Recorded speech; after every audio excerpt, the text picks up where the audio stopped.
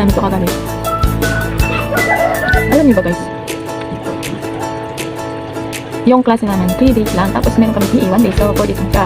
Tapos yung mayroon pa mga time na hindi kayo makapunta sa PE kasi namin busy or ayun. Kasi yung PE namin mga guys Saturday, tapos yung namin, yung klase namin Monday, Wednesday, at Friday. And the Baguio 8 lang mga guys, yan.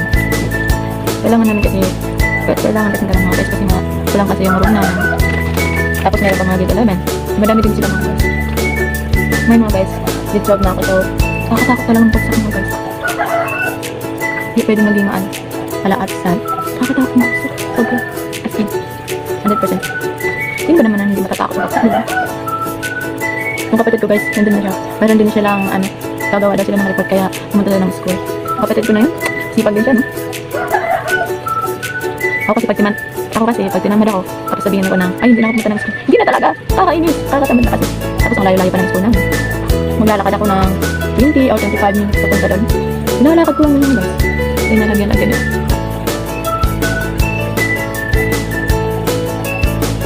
Pero hindi ako magaling mag-video.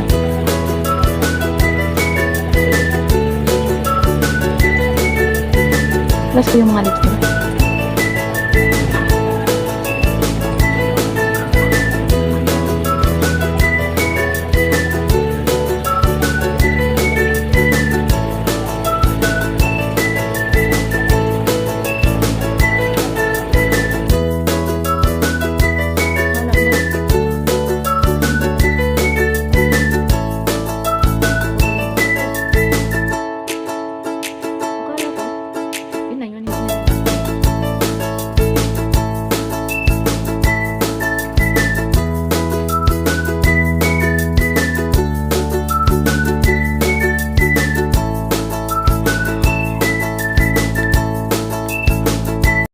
Guys, tapos na ako at saka time check ngayon mga guys, 7:51 na.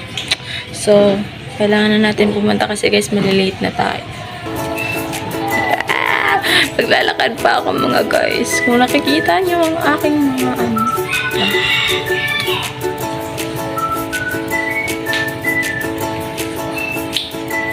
hindi na masyadong mapula kasi kanina mapula yung blush on ko, so inanuhan ko, dinagdagan ko mga piso. Let's go!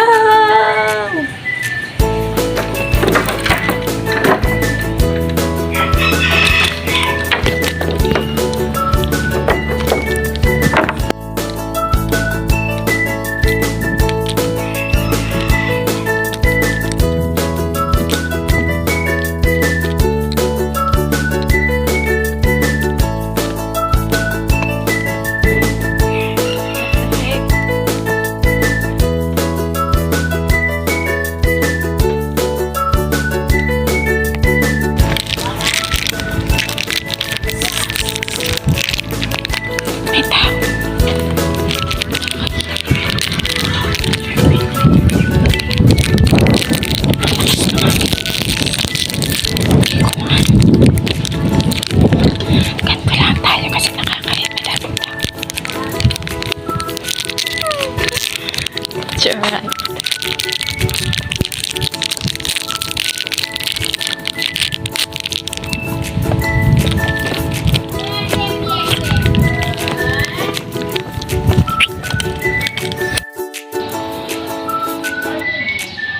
Okay.